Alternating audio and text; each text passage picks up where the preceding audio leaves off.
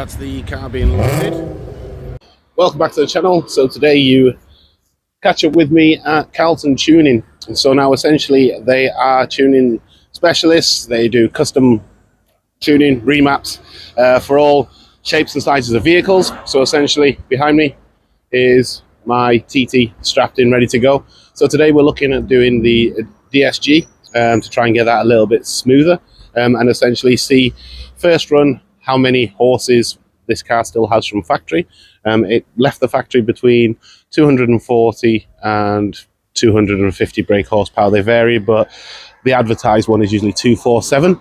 So we'll see what it makes on its first run before any tweaks are made on it. And then essentially they will then go through the car, make sure from a health check perspective that the car is fit and able to be able to deal with being pushed to its limits. So again, that's a very, very useful thing to have because it means that they are looking after their customers and also the vehicles that they bring in. So if my car doesn't pass the health check, it just simply means it can't be dyno today. So I'll wait and see what the...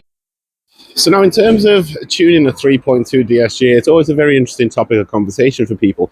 So essentially you can't just put a farm map, as they refer to, or a car park map, where somebody comes in with a remote van or whatever it may be, plugs in a laptop and just flashes on a map, essentially, that's one size fits all. Because they're naturally aspirated, there isn't a turbo on there, it requires tuning as opposed to flash mapping.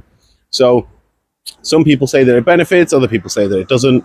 And again, today isn't about looking at trying to get maximum power for that perfect run, because the reality is that you're never going to be foot to the floor, 200 odd brake horsepower, 7,000 revs everywhere you go. So for most people, it does tend to be just daily pleasures, social commuting, that sort of thing. So by having a tune here today, it just means that the little murmurs that I get from the engine at the moment that have been like that since I got the car's solid enough. I've done sort of 500 miles in it.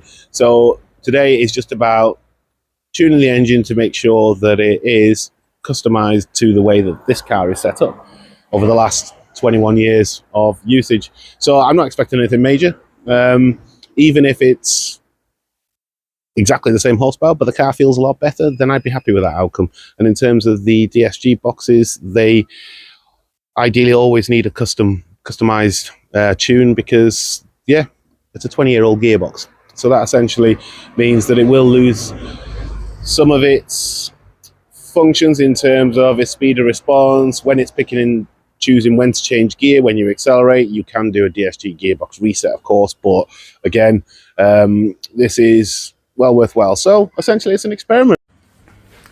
So there's the setup on the internal CCTV. So they're just plugging the computer system into the OBD port, which again will be live data, which will then be shown on that screen for them so they can see all of the live readings and all the live data that's coming from the car.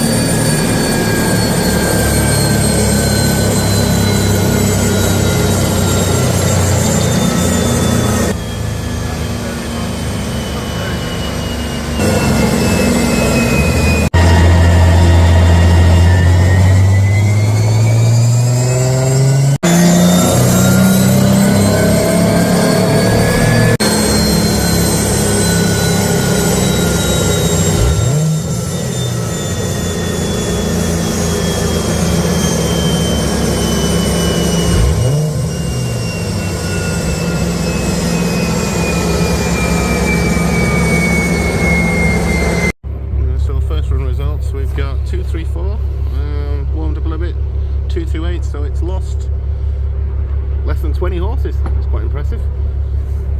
Between, it all depends on car. Okay. So decent power cars, you run in 4th gear from 2000 to 6. diesels obviously run 1500 to 4000. Okay. They also Didn't know that. log on time as well. So 15, just over 15 seconds for pull. So when it's tuned, obviously you'll see that go down because obviously it's faster foot gear. Oh, okay. It's a lot smoother. So we'll have to check on that. So in fairness, you're actually very thorough then, aren't you? Yeah, I like to work a lot on time. Obviously figures are nothing compared to time. No. Time's actual there, you can't beat time basically. So this is a sleeper they just told me that they've got in the corner, essentially. So what were the bits and pieces that you said it had? It was fully forged? Yes, fully forged. So who built it? We bought the engine built as a non-runner. Okay. So we basically got it running, tuned it. It's got 750cc injectors, it's a high flow manifold. Are those the R8 coils? R8 coils, yes. Big intercooler, oversized induction obviously. Strengthened boost pipes. So obviously it's a lot handle a lot. That's had some money spent on it though, isn't it? Yeah, definitely, yeah.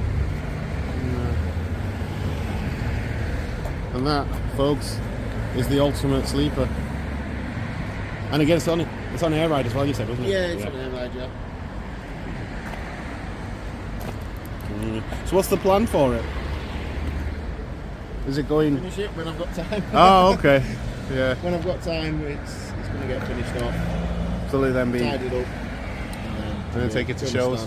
Yeah. Stick it on the stand. Nice, yeah.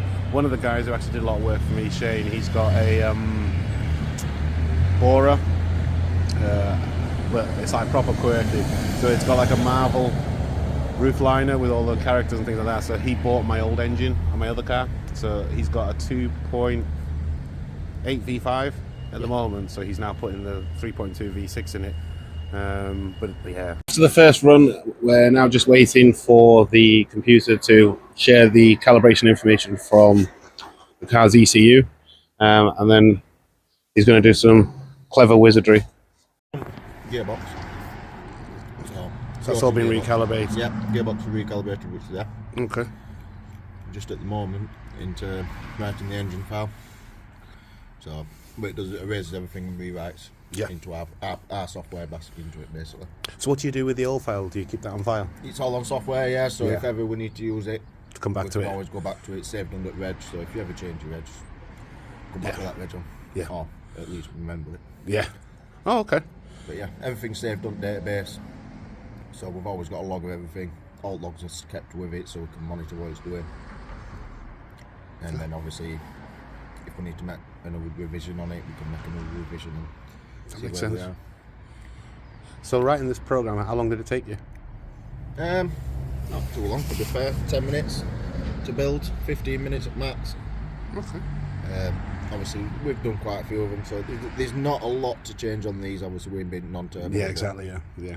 Because there isn't anything exciting that goes with it. There's still some fine lines that you've got to smooth out, and obviously increase in your injection and your throttle response and that. So. Yeah, and again, I suppose part of the conversation that we were having before was about it being usable, functional. Yeah. You know. So again, as mentioned before, it is a very, very thorough process, and so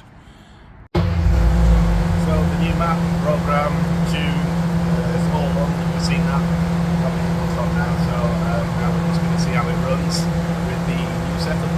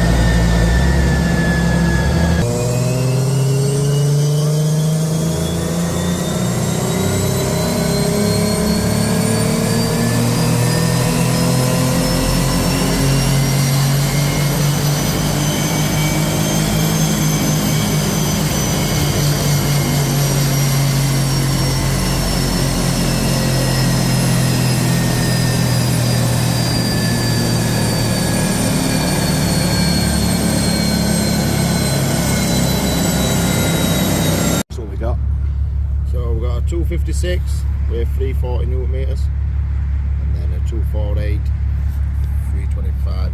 Got it warm on last run. And then those two bottom ones are the first runs, the first time round. So these two here, they're the two stock runs. Yep. So we've got stock run 1, stock run 2, and these second two here, you're both tuned runs. Super. So it's done alright. So you were right though. It is almost factory. Yeah. So somewhere in between there too. So you're talking what? There's 8 between there. So add 4.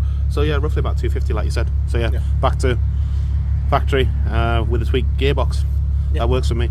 From the bottom end, and then it holds these spikes up and then holds off. So which one's the old line here? So the bottom one's the old line.